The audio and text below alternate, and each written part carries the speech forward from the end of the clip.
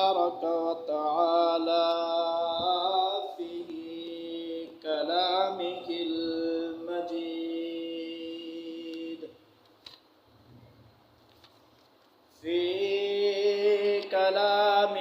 المجيد والفرقان الحميد.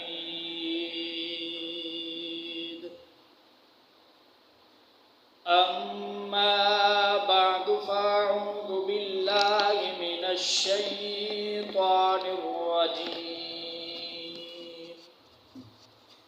بسم الله الرحمن الرحيم. إن الصلاة تنهى عن الفحشاء والمنكر. سبحان ربك رب العزة عما يصفون وسلام على المرسلين والحمد لله رب العالمين. سب درود شریف پڑھ لیں. اللهم صل على محمد وعلى آل محمد كما صليت على إبراهيم وعلى آل إبراهيم إنك حميد مجيد. اللهم بارك على محمد وعلى آل محمد كما باركت على إبراهيم وعلى آل إبراهيم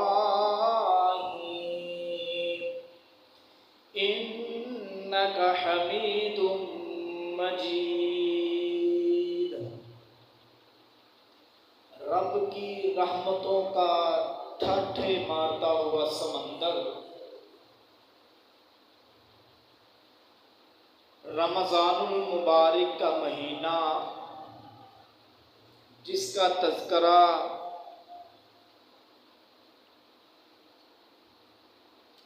کچھ ہی جمعے پہلے، جس کی شان، جس کی عظمت، جس کی فضیلت، جس کے انعامات، جس کی رحمتوں کی برسات کا ذکر اس منبر پہ ہو رہا تھا، اگر دیکھا جائے تو وہ کچھ لمحے ہی ہم سے دور لگتا ہے کہ ہم اس کا ذکر کر رہے تھے اور ایک دوسرے کو کہہ رہے تھے، ابار رہے تھے، جستجو دلا رہے تھے، غور و فکر کرنے پہ مجبور کر رہے تھے کہ ایک مہینہ آنے والا ہے، اس کی تیاری کر لیں، اس مہینے کے اندر رب کی اتنی عبادت کر لیں، اتنا اس سے مانگ لیں کہ اس مہینے کو اپنے لیے بخشش کا ذریعہ بنا لیں. یہ باتیں چل ہی رہی تھیں، یہ موضوع بیان ہو ہی رہے تھے، بچے، بوڑھے، جوان سب اسی جستجو میں مگن تھے کہ وہ مہینہ آ گیا، اور وہ آیا تھا جانے کے لیے. جس طرح ہر بندہ اس دنیا میں آتا ہے جانے کے لیے، اسی طرح وہ مہینہ بھی آ گیا. جس طرح دوسرے دن گزرتے، اسی طرح وہ بھی گزرتا رہا. اس کے منٹ گھنٹوں میں بدلے، گھنٹے دنوں میں بدلے، دن مہینے میں بدل گیا، اور وہ ہم سے رخصت ہو گیا. نہ جانے کہ وہ میرے اور آپ کے لیے کتنا مفید بنا. یہ تو کل قیامت کے دن میرا رب جب رزلٹ کھولے گا، جب نتیجے ملیں گے، جب اعلانات ہوں گے، تب ہی پتہ چلے گا کہ ہم نے اس مہینے کو اپنے لیے کتنا قیمتی بنایا ہے. آپ دیکھیں نا کہ یہ اتنی رحمتوں کا مہینہ تھا کہ شعبان کے اندر، رجب کے اندر مسجدوں میں نمازی کم تعداد میں تھے۔ جو ہی یہ مہینہ آیا، مسجدوں کے اندر لوگوں کی تعداد میں اضافہ ہوتا چلا گیا۔ لوگ شوق سے نماز پڑھنا شروع کر دی، انہوں نے روزہ رکھا، مسجد میں وقت گزارنے لگے۔ جو جو دن گزرتے چلے گئے تعداد میں اضافہ ہوتا چلا گیا، اور اتنا زیادہ اضافہ ہونے لگا، اتنی زیادہ تعداد میں لوگ مسجد میں آنے لگے کہ یہ مہینہ جب ختم ہوا، عید کا دن آیا، تو اتنی زیادہ تعداد میں لوگ مسجد میں آ گئے کہ مسجد میں جگہ کم پڑنے لگی، اور دیکھنے والوں نے دیکھا کہ وہ لوگ بھی مسجد میں آئے جو پورا سال مسجد میں نہیں آتے۔ یعنی رمضان کی یہ برکتیں تھیں، رمضان کی یہ رحمتیں تھیں کہ اس نے ایک مسلمان کو خانہ خدا کے ساتھ جوڑ دیا تھا۔ رمضان کی جگہ بہت سی رحمتیں ہیں، بہت سے انعامات ہیں، بہت سی کرامات ہیں اس کی، وہاں اس کی ایک رحمت یہ ہے کہ یہ رمضان کا مہینہ بندے کو مسجد کے ساتھ جوڑ دیتا ہے۔ اللہ اکبر کبیرہ۔ خیر وہ مہینہ تو گزر گیا، اس نے ہمیں جوڑا بھی، اب ہم کتنا جڑے رہتے ہیں اس کے بعد یہ میرے اور آپ کے اوپر ڈپینڈ کرتا ہے۔ اب مسجد کے بارے میں سنیں ذرا کہ اس کی فضیلت کے اندر اللہ نے کیا، آج میرا موضوع ہے نماز کی فضیلت، اس کی تمہید کے طور پہ چند باتیں عرض کر رہا ہوں۔ مسجد کے بارے میں نبی مکرم فخر مجسم امام المسلمین شفیع المرسلین نے فرمایا کہ کائنات کے اندر جو سب سے بدترین جگہ ہے وہ بازار ہے، اور جو سب سے بہترین جگہ ہے وہ مساجد ہیں۔ گویا بازار یہ شیطانی رستے پہ چلانے کا باعث بنتے ہیں، اور مساجد یہ اللہ سے ملاقات کروانے کا باعث بنتی ہے، یہ اللہ کے ساتھ ملاقات کا ذریعہ بنتی ہے۔ اس لیے جب میں اور آپ مسجد میں آئیں تو اعتکاف کی نیت کر کے آئیں کہ ہم نے جتنی دیر مسجد میں بیٹھنا ہے، ہم نے مسجد کے تقدس کو پامال نہیں کرنا، ہم نے دنیاوی معاملات اس 5 مرلے 10 مرلے ایک مربع جو مسجد کا احاطہ ہے اس کے اندر دنیاوی معاملات نہیں کرنے۔ دنیاوی معاملات کے لیے اور بہت سی جگہ ہیں، دنیاوی معاملات کے لیے اور بہت سے مراکز قائم ہیں، لیکن یہ جو مراکز ہیں، یہ جو جگہ ہے 5 مرلے 10 مرلے 20 مرلے 50 مرلے کے اندر جس کو مسجد کہا جاتا ہے، یہ کس لیے ہے؟ اللہ سے ملاقات کرنے کے لیے۔ اس لیے جب یہاں آئیں تو کس نیت سے آنا ہے کہ ہم نے اپنے اللہ سے ملاقات کرنی ہے۔ آج ہم کسی کے گھر میں جاتے ہیں، اپنے چچا کے گھر جاتے ہیں، اپنے تایا کے گھر جاتے ہیں، ماموں کے گھر جاتے ہیں، کس نیت سے جاتے ہیں؟ ماموں سے ملاقات ہو جائے، چچا سے ملاقات ہو جائے، چچی سے ملاقات ہو جائے، نانا سے ملاقات، نانی سے، دادا سے، دادی سے، یہ نیت لے کر جاتے ہیں، اور اس پہ ہم اپنے 100% جو ہم اسباب مہیا کرنے ہوتے ہیں، مثال کے طور پہ سفر پہ جانا، موٹر سائیکل کا انتظام کرتے ہیں، کار کا کرتے ہیں، لوکل جانے کے لیے بس کا انتظام کرتے ہیں، مالی ہم اپنا مال اس پہ خرچ کرتے ہیں، اپنا وقت اس پہ خرچ کرتے ہیں صرف ایک ملاقات کے لیے، اور ہم اس ملاقات کو اپنے لیے مفید بنانے کے لیے جو جو اسباب ہم اختیار کر سکتے ہیں ہم وہ کرتے ہیں، تاکہ دادا کے ساتھ یا دادی کے ساتھ، نانا کے ساتھ یا نانی کے ساتھ اچھی ملاقات ہو جائے، اپنا وہ مقصد پورا ہو جائے۔ یہ تو دنیاوی رشتے ہیں، اور وہ رشتہ جو میرا اور میرے خالق کے درمیان ہے، جب ہم اس سے ملاقات کرنے کے لیے آئیں تو ہمیں بھی ایسے ہی تیاری کرنی چاہیے، بلکہ اس سے بڑھ کر تیاری کرنی چاہیے جس طرح ہم اپنے عزیز رشتہ داروں سے ملاقات کرنے کے لیے کرتے ہیں۔ وہ کیا تیاری ہے؟ پیسہ نہیں لگتا، ہم نے موٹر سائیکلوں پہ نہیں آنا جس کے اوپر تیل کا کیا کہتے ہیں پیسہ خرچ ہو، یعنی اپنے محلے کی مسجد میں آئیں، کوئی ہمارا اتنا پیسہ نہیں خرچ ہو رہا، کوئی ہمیں زیادہ اسباب اختیار کرنے نہیں پڑ رہے، مسجد میں آئیں، اعتکاف کی نیت کریں اور مسجد کے جو تقدس کے جو اس کے قوانین ہیں، جو اس کی شرائط ہے، اس کو پورا کریں۔ کیا شرائط ہے؟ فضول گپ شپ نہیں لگانی، 3-4 بندے کھڑے ہیں، اپنے آپ کو ان سے علیحدہ کر لینا ہے، علیحدہ جا کے بیٹھ جائیں، خاموشی سے بیٹھیں۔ خاموشی سے بیٹھنا بھی مسجد میں عبادت ہے۔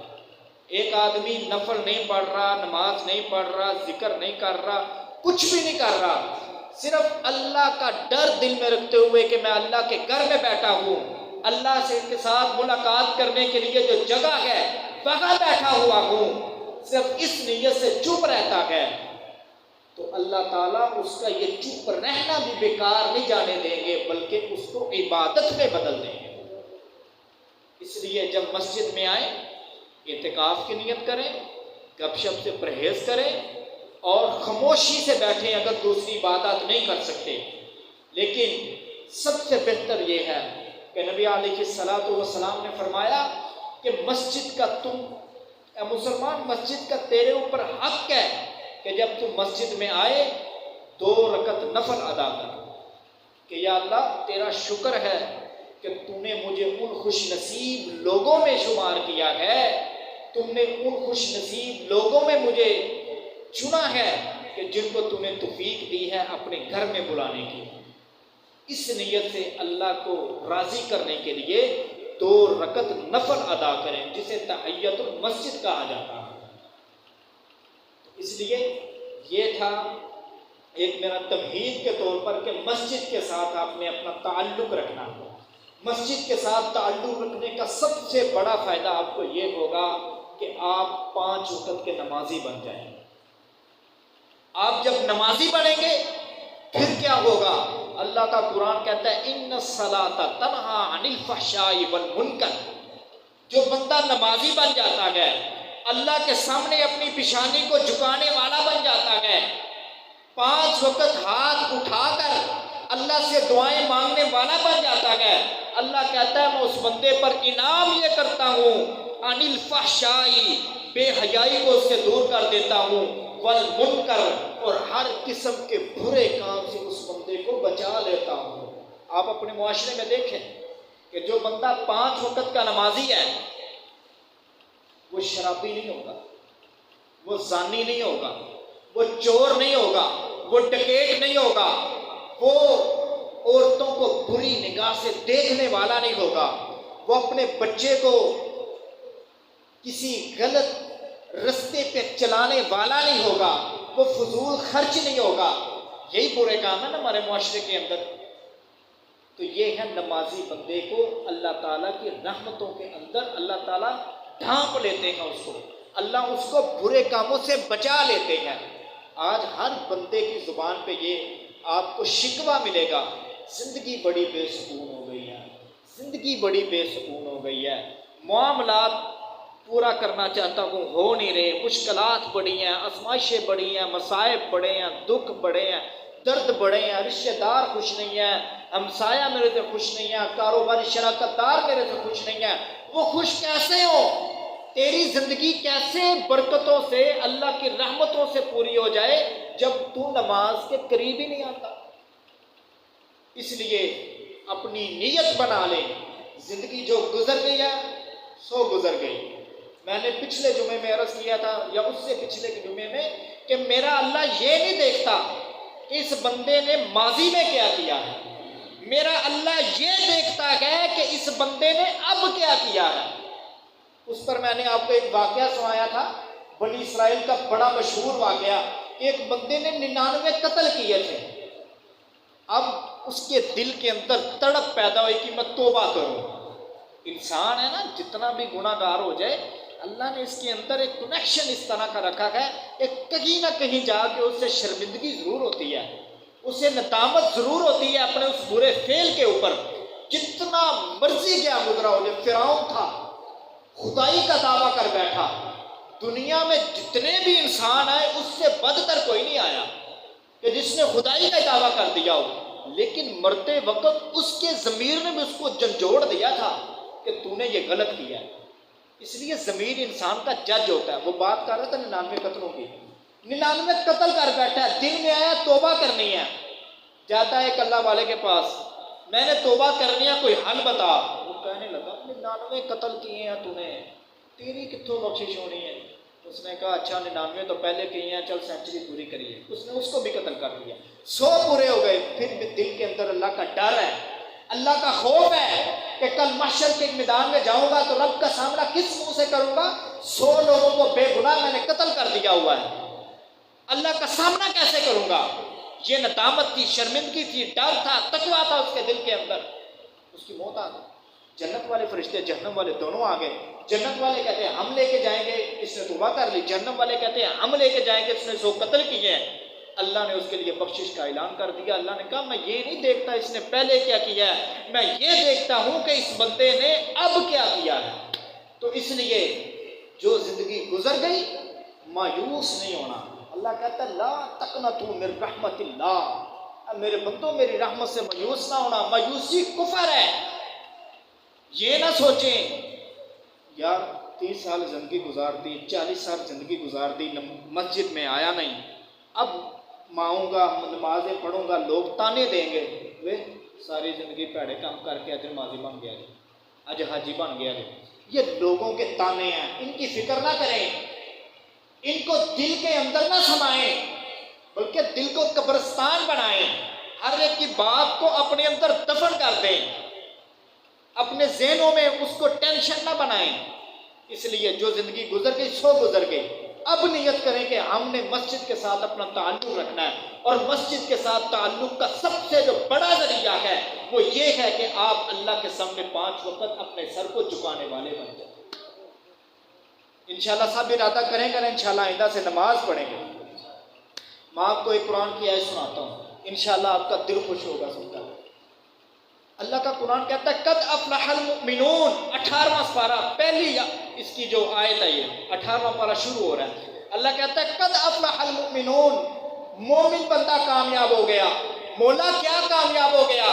گاڑیاں مل گئی یہ کامیابی ہے، جائیداد مل گئی یہ کامیابی ہے، اولاد بڑی ہو گئی یہ کامیابی ہے، اس کے پاس اسباب بہت زیادہ آ گئے یہ کامیابی ہے، اس کے پاس وزارت آ گئی یہ کامیابی ہے. اے اللہ اس کے پاس ہیرے اور جواہرات آ گئے، کیا یہ کامیابی ہے؟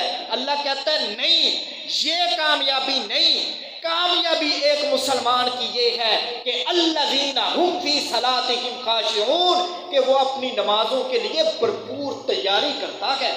ہر وقت اسے جستجو رہتی ہے، ہر وقت اسے فکر رہتی ہے، ہر وقت اسے لگن رہتی ہے، ہر وقت اسے ڈر رہتا ہے.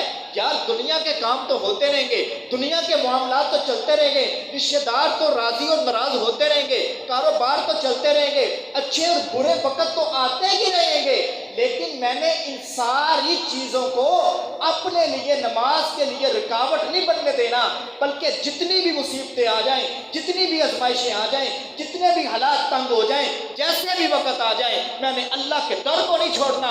مطلب میں نے اللہ کے سامنے 5 وقت سر ضرور جھکانا ہے. اللہ کس لیے جھکانا ہے؟ 5 وقت تیرے آگے جھکوں گا، مجھے کیا ملے گا؟ اے اللہ مہینہ مزدوری کرتا ہوں 30,000 ملتا ہے، 50,000 ملتا ہے، لاکھ مل جاتا ہے، 2 لاکھ مل جاتا ہے، 10 لاکھ مل جاتا ہے. اے اللہ تو کیا دے گا؟ تیرے در کے اندر میں 5 دفعہ حاضری دوں گا. پڑھیے رب کا قرآن. اللہ کہتا ہے الذین یرثون الفردوس، تجھے میں بندے اس جنت کا وارث بناؤں گا جس جنت کا چھت میرا عرش ہوگا. اللہ اکبر. یہ دنیا کی ملازمتیں، کام نہیں وقت پہ کیا، دفتر وقت پہ نہیں پہنچے تو افسر کی جھڑکیں. اللہ کہتا ہے تجھے 3-4 گھنٹے دیے ہیں ایک نماز کے. میں یہ نہیں کہتا کہ 3:45 پہ تو نے نماز پڑھنی ہے، یا 1:30 بجے نماز ہے تو 1:30 بجے ہی تو نے سوئی پہ سوئی چڑھی تو تو نے بس سجدہ ہی دینا. نہیں، میں نے 3 گھنٹے کا وقت دے دیا ہے. ظہر کا وقت تقریباً 3 گھنٹے تو بنتا ہی ہوگا. ان 3 گھنٹوں میں چاہے پہلے گھنٹے ہی آگے میرے آگے جھک جا، چاہے دوسرے گھنٹے میں آگے جھک جا، تیسرے گھنٹے میں آگے جھک جا، جھک ضرور. اللہ نے یہ بھی نہیں فائنل کیا کہ ایک ہی مسجد میں آگے جھکنا، نہیں. میرے اللہ نے تو اتنی رحمتوں سے اس امت کے اوپر اپنے برکات اور اپنے انعامات کیے ہیں کہ پہلی امتوں کے لیے ضروری تھا کہ وہ اپنی عبادت گاہوں میں جا کے عبادت کریں گے.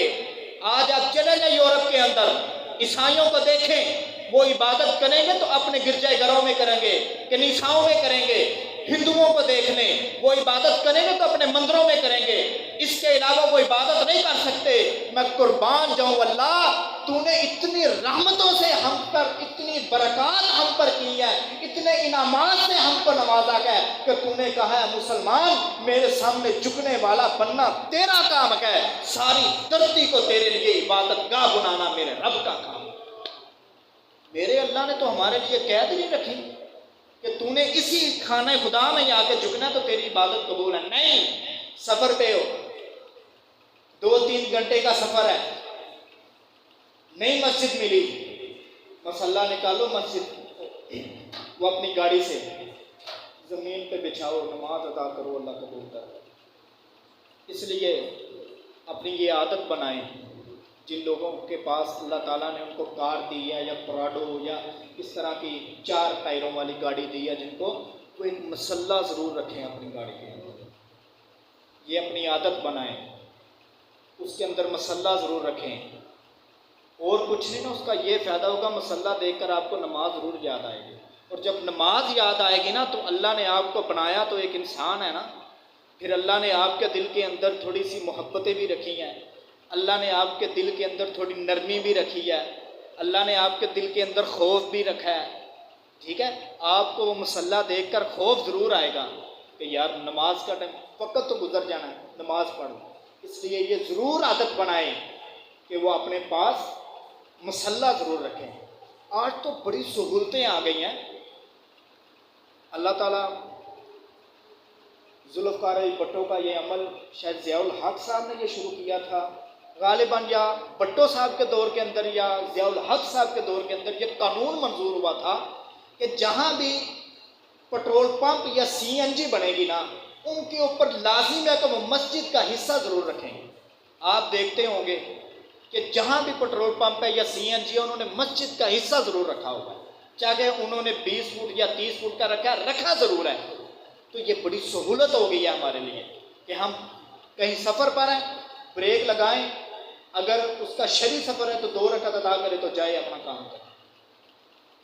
تو یہ کتنی اللہ تعالیٰ نے میرے اور آپ کے لیے سہولتیں بنا دی کہ اللہ نے ساری دھرتی کو میرے اور آپ کے لیے عبادت گاہ بنا دیا. ایک اور سنیں، نبی پاک صلی اللہ علیہ وسلم پہ قرآن نازل ہونے والا سورہ مزمل، اس کے اندر اللہ فرماتے ہیں، اللہ کہتے ہیں اقیموا الصلاۃ وآتوا الزکاۃ واقرضوا اللہ قرضا حسنا. نماز قائم کر، زکوٰۃ ادا کر، صدقے دے، زکاتیں دے، عطیات دے. اللہ کیا ملے گا یہ سب کچھ دے کر؟ دیکھیں اللہ یہ بھی تو کہہ سکتا تھا نا تو نے یہ کام کرنا ہے، بدلے میں نے کچھ نہیں دینا، پھر بھی ہم پر لازم تھا کہ ہم نے وہ ماننا ہے، کیونکہ وہ احکم الحاکمین ہے، وہ بادشاہ ہے. دنیا کے جج سزائیں دیتے ہیں تو بندہ کچھ نہیں کہہ سکتا. دنیا کے جج وہ ہمیں آرڈر کرتے ہیں، ہم اپنی زبان کو حرکت نہیں دے سکتے، بس اس کو ماننا ہے، چاہے وہ پرائم منسٹر ہے، چاہے وہ چپڑاسی ہے، سب نے ماننا ہے دنیا کا حکم. لیکن وہ میرا اللہ جو قاضیوں کا قاضی ہے، جو ججوں کا جج ہے، جو بادشاہوں کا بادشاہ ہے، اگر وہ ہمیں کہہ دیتا نماز پڑھنی ہے بدلے میں کچھ نہیں ملے گا، نہیں پڑھو گے جہنم ملے گی، پھر بھی ہم پر لازم ہوتا. لیکن دیکھیں میری اللہ کی رحمتیں، میرا اللہ کہتا ہے نماز پڑھے گا بدلہ بھی دوں گا. اے اللہ کیا دے گا؟ پڑھیے ذرا رب کا قرآن. یہ قرآن غلاف میں لپیٹ کر گھروں میں نہیں رکھنے کے لیے آیا تھا بلکہ پڑھنے کے لیے آیا تھا. اللہ کہتا ہے نماز پڑھنا میرے بندے تیرا کام ہے. ان اللہ کا غفور الرحیم، میں بخشنے والا ہوں۔ علماء کہتے ہیں کہ اللہ تعالیٰ نے نماز کے بعد جو اپنی صفت ذکر کی ہے کہ میں بخشنے والا ہوں، یہ صفت اس بات کی دلیل ہے کہ اللہ کہتا ہے جو بندہ نمازی بن جاتا ہے، جو اپنے دل کے اندر خوف اور ڈر رکھتا ہے، جو لگن اور غور و فکر رکھتا ہے کہ میں نے نماز پڑھنی ہے، حالات جیسے بھی آ جائے، وقت جتنا بھی تنگ ہو جائے، کاروبار میں جتنا بھی مشغول ہو جاؤں، جتنے بھی حالات تنگ آ جائے، میں نے نماز نہیں چھوڑنی، تو ربا کیا ملے گا؟ اللہ کہتا ہے تیرے لیے بخشش کا اعلان کرتا ہوں۔ یہ دیکھیں نا، ذرا اس بیک گراؤنڈ کا ذہن میں لائیں جو میں نے پیچھے ذکر کیا گفتگو میں، کہ اللہ اگر یہ کہہ دیتا کہ نماز پڑھنی ہے، بدلے میں کچھ نہیں ملنا، نہیں پڑھے گا تو جہنم ملنی ہے، پھر بھی ہم پر لازم تھا کہ ہم نماز پڑھتے۔ لیکن دیکھو میرے اللہ نے ہمیں حوصلہ دیا ہے کہ بندے پریشان نہ ہوئیں۔ اگر کاروبار کے اندر تھوڑا سا وقت نکالتا گیا، تھوڑی تنگی ہو جاتی ہے تجھے، تھوڑے 20-50 ہزار کم اس کی وجہ سے ہو جاتے ہیں، تو پریشان نہ ہوئیں، اس کا بدلہ تجھے جنت کی صورت میں دوں گا۔ آج دنیا کے اندر ہمیں ہوتی ہے ضرورت پیسوں کی، لیکن اصل ضرورت ہمیں قیامت کو دی، تو اس لیے اپنے رویوں کو بدلیں، نماز کی فکر کریں، نماز کی جستجو کریں۔ یہ ایسا نازک معاملہ ہے کہ میرے نبی نے اپنی 23 سالہ نبوت کا جو دور ہے، ٹھیک ہے توحید پر میرے نبی نے بڑا کام کیا، مارے کھائیں، جنگیں لڑی، سب کچھ کیا، لیکن جو سب سے زیادہ زور رہا، جو سب سے زیادہ میرے نبی کو خوف تھا کہ میری امت سے یہ کہیں کام چھوٹ نہ جائے، وہ یہ تھا کہ کہیں یہ نماز نہ چھوڑے۔ آپ نے سنی ہوگی حدیث کہ جب میرے آقا نے آخری نماز پڑھی تھی نا زندگی کی، تو پتہ ہے کس حالت میں پڑھی تھی؟ آج تو ہم ہٹے کٹے، ٹھیک ٹھاک جوان، سب کچھ اللہ تعالیٰ نے ہمیں عطا کیا، تو مسجد میں نہیں آتے۔ ذرا سنو، اس بات کو لذت کے لیے نہ سننا بلکہ غور و فکر کے لیے سننا۔ اللہ کے نبی 2 صحابہ کے سہارا لے کر، جن میں ایک حضرت علی تھے اور ایک غالباً حضرت عبد الرحمن ابن عوف تھے رضی اللہ تعالیٰ عنہما، یہ 2 صحابہ کا سہارا لے کر میرے نبی نماز کے لیے آ رہے ہیں، اور پاؤں مبارک سے چلا نہیں جا رہا۔ اما عائشہ رضی اللہ تعالیٰ عنہ فرماتی ہیں کہ صحابہ کا سہارا تھا کندھوں پہ، اور یہ پاؤں زمین پہ گھسیٹ گھسیٹ کے آ رہے۔ آپ خود سوچیں، جس بندے پر اس طرح کی حالت ہو، اس سے تو اللہ نماز بھی وقتی طور پہ ثابت کر دیتا ہے۔ اس کو تو یہ بھی اللہ حکم دیتا ہے کہ مسجد میں نہیں چل کے آ سکتا میرا بندہ، تو گھر میں ہی نماز پڑھ لے، کھڑا ہو کے نہیں پڑھ سکتا بیٹھ کے پڑھ لے، بیٹھ کے نہیں پڑھ سکتا لیٹ کے پڑھ لے، یعنی اتنی رخصت دی گئی ہے۔ لیکن میرے نبی کو کیا ضرورت پڑی کہ اتنی مشقت اٹھائی، اتنی تکلیف برداشت کی، اتنی آزمائش برداشت کی، گھر میں بیٹھنا گوارا نہیں کیا، بلکہ مسجد میں آنے کی ہمت اور جرت کی کیوں کی؟ میرے اور آپ کے لیے کی، تاکہ میری امت کو پتہ چلے یہ نماز کتنا اہم معاملہ ہے۔ میرے نبی جب وقت وفات کا بالکل قریب ہے، زبان پہ الفاظ ہے الصلاۃ الصلاۃ الصلاۃ، اس لیے اس معاملے میں کبھی کوتاہی نہ کریں۔ میرے ابا جی کہا کرتے ہیں، خیر ان کی بات کوئی حدیث نہیں ہے، ایک عام انسان ہے، وہ مزدور ہیں، وہ کہا کرتے ہیں جس کی اولاد نمازی ہے نا، اس کا بڑھاپا بڑا پرسکون ہے۔ ان کا تجربہ ہوگا اپنا، انہوں نے دیکھا ہوگا اپنے ارد گرد، اپنے معاشرے کے اندر، کہ جس کی اولاد نمازی ہے اس باپ کا بڑھاپا بڑا پرسکون ہے۔ تو اس لیے میں اور آپ چاہتے ہیں کہ جب ہم اپنی آخری عمر میں جائیں، ہمیں سکون ملے، ہمیں راحت ملے، تو اس کے لیے ضروری ہے ہم خود نماز پڑھیں۔